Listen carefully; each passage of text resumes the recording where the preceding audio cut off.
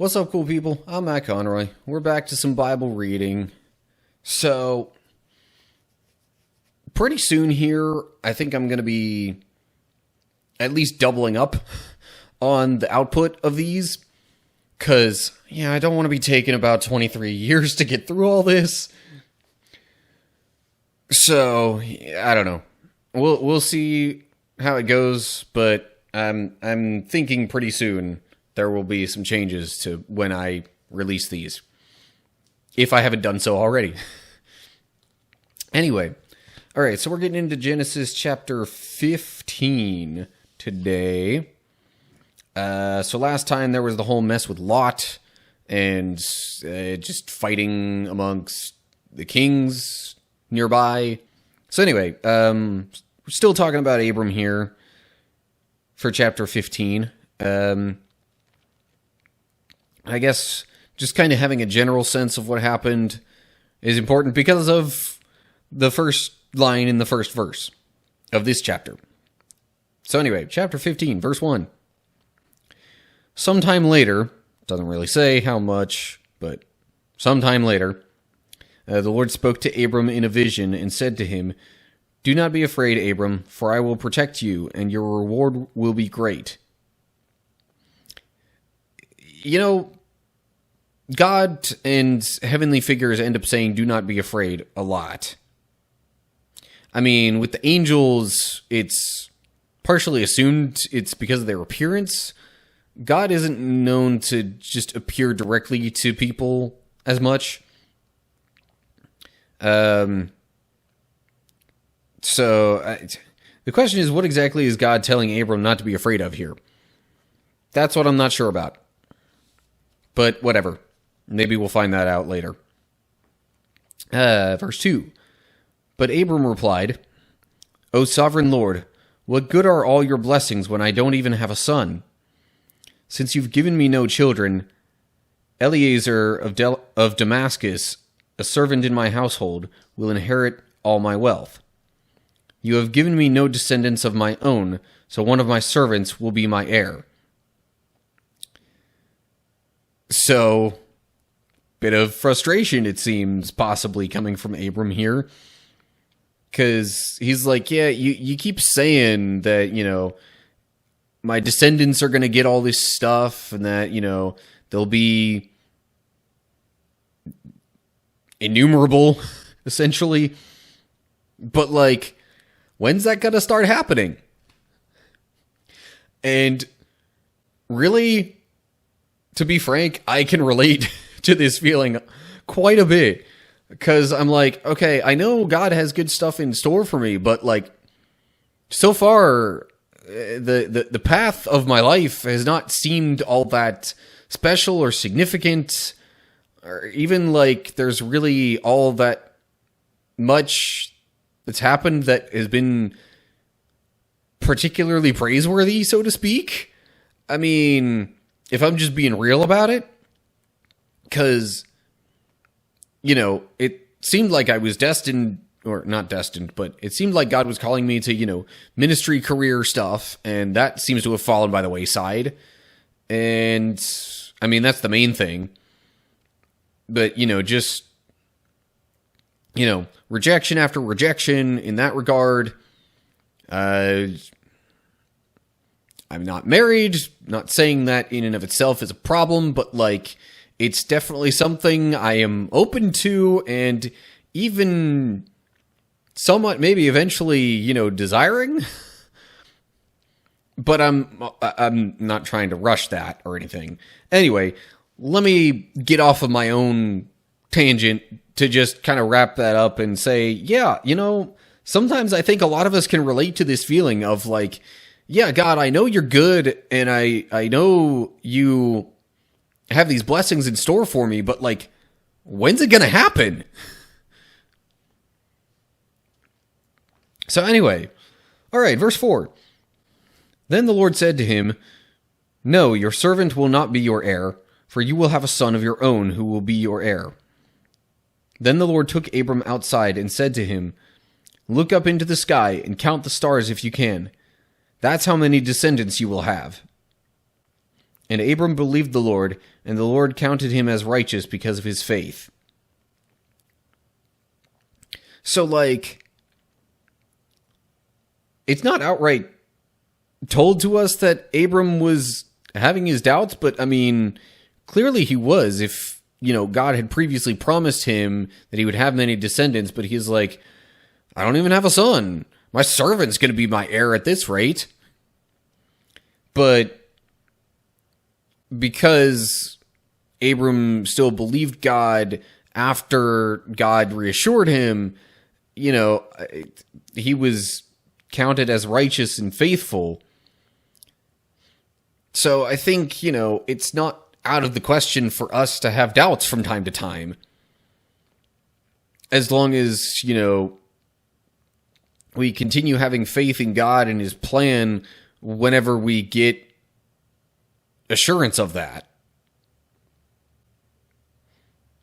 So, anyway, verse 7. Then the Lord told him, I am the Lord who brought you out of Ur of the Chaldeans to give you this land as your possession. But Abram replied, O sovereign Lord, how can I be sure that I will actually possess it? See, having some doubts still. But doubt in and of itself is not like the faith killer. Verse 9. The Lord told him, bring me a 3-year-old heifer, a 3-year-old female goat, and a 3-year-old ram, a turtle dove, and a young pigeon. So Abram presented all these to him and killed them. Then he cut each animal down the middle and laid the halves side by side. He did not, however, cut the birds in half. Some vultures swooped down to eat the carcasses, but Adam chased them away. I read that as Adam. Abram chased them away. They're that close in spelling. Anyway, so Abram's looking for proof. God's saying, do this thing. And Abram is about to do it, but then birds are trying to come take away his sacrifice or whatever, and Abram's like, no, buzz off, buzzards. This is for God, not for you. Verse 12. As the sun was going down, Abram fell into a deep sleep, and a terrifying darkness came down over him. Then the Lord said to Abram, you can be sure that your descendants will be strangers in a foreign land, where they will be oppressed as slaves for 400 years. But I will punish the nation that enslaves them, and in the end they will come away with great wealth. As for you, you will die in peace and be buried at a ripe old age. After 4 generations, your descendants will return here to this land, for the sins of the Amorites do not yet warrant their destruction. So, it's not outright saying it, but this whole foretelling of Abram's descendants being oppressed as slaves for 400 years in a foreign land and such, that immediately strikes me as the time that the Israelites eventually spend in Egypt.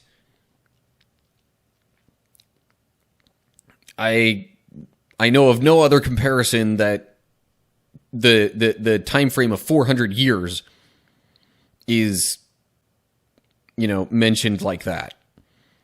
But don't want to spend too much time getting ahead of myself here and what is going to come. But we see in this that, even now God's like, okay, yes, I'm promising this land to you and your descendants. There's going to be good reason eventually for kicking out the current inhabitants, but that time is not now. And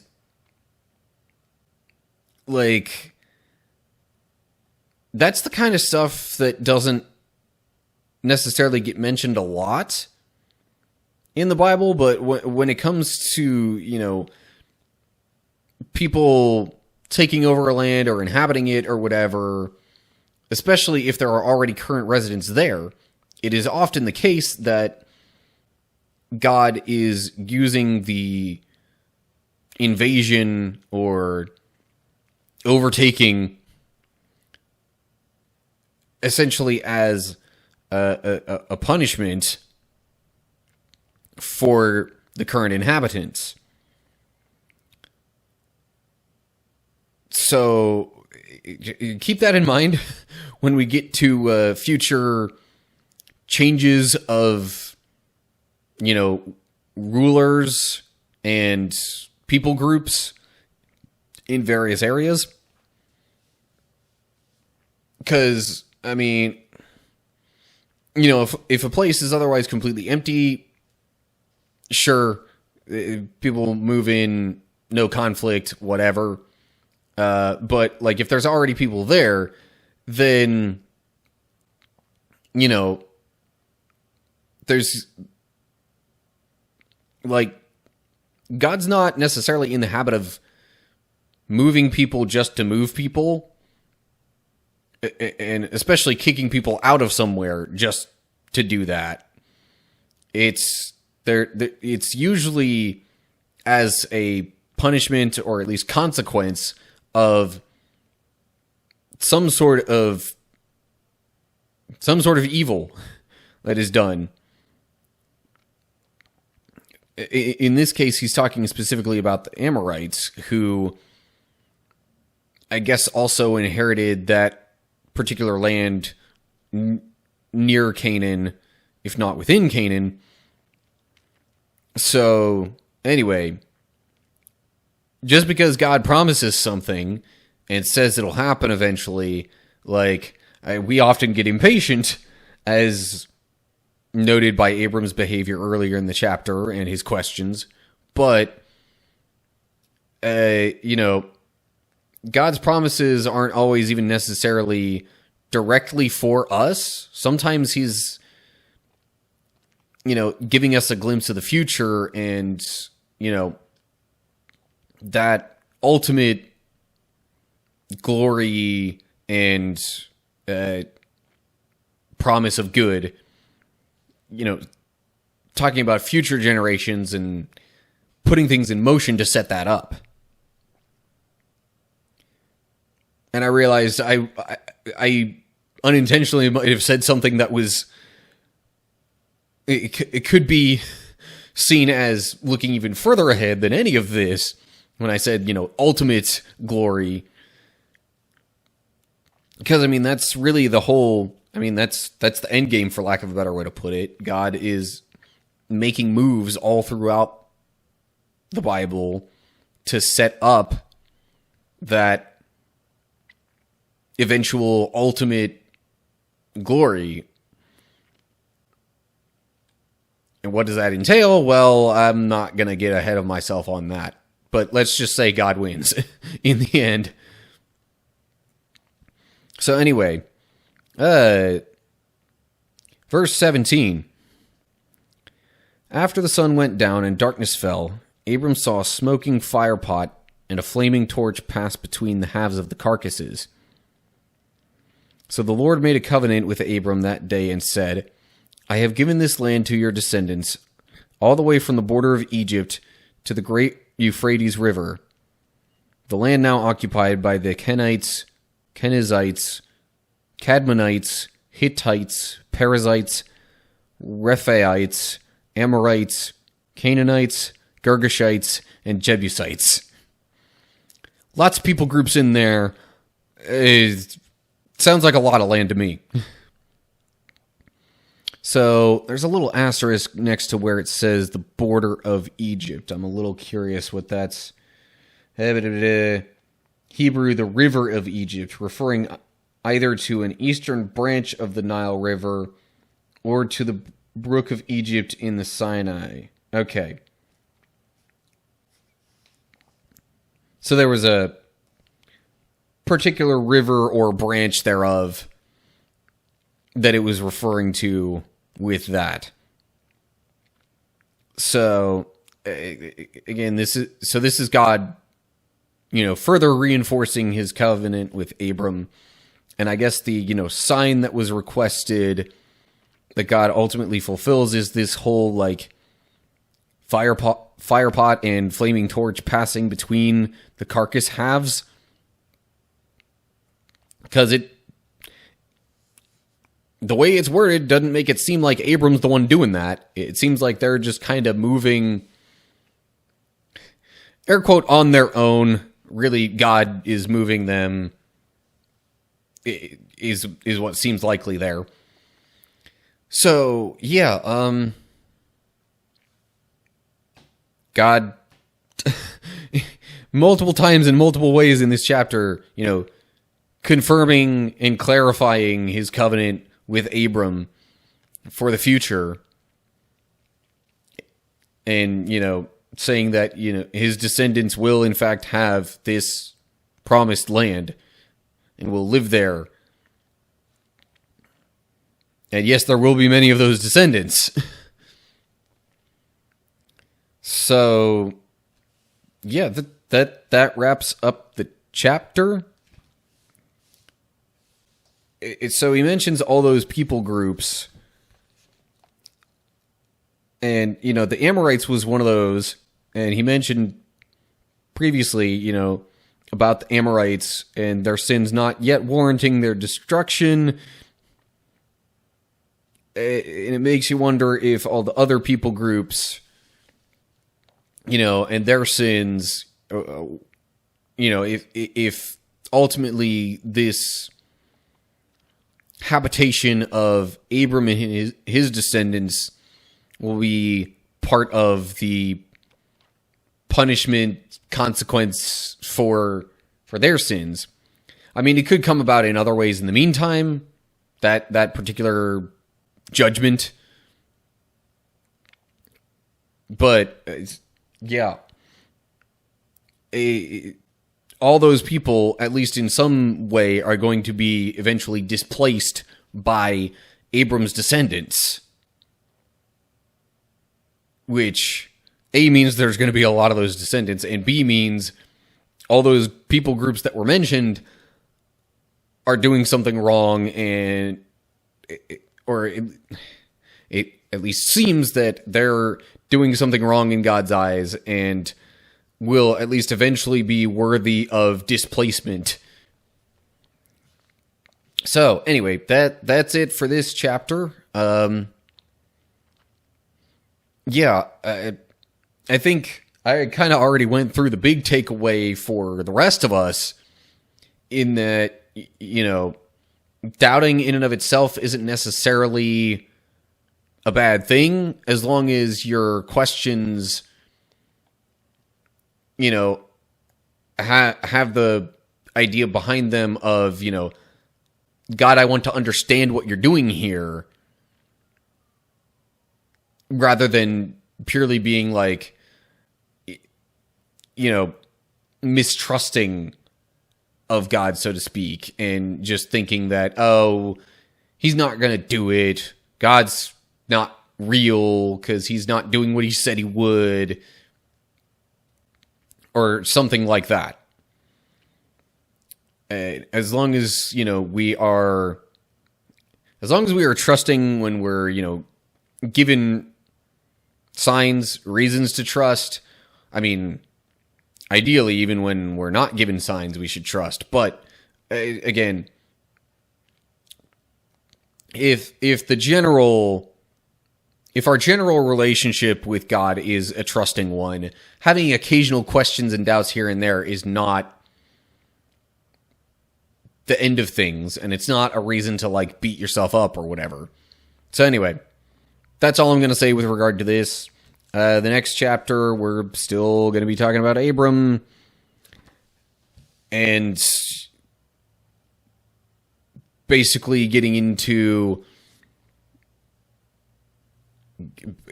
fulfillment of the covenant, of the promises that God has told to Abram.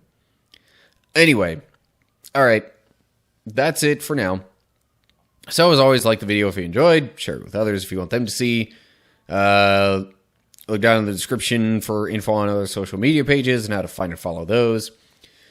But the best way really is to subscribe to my channel and click the notification bell to get updates whenever I post new stuff. to YouTube. Leave comments down below with any thoughts that you have. So yeah, that's it. Hope you're all doing well. Hopefully I'll see you for the next chapter, possibly in a shorter time frame than previously, but we'll see. Whatever the case is, until next time, stay cool, people.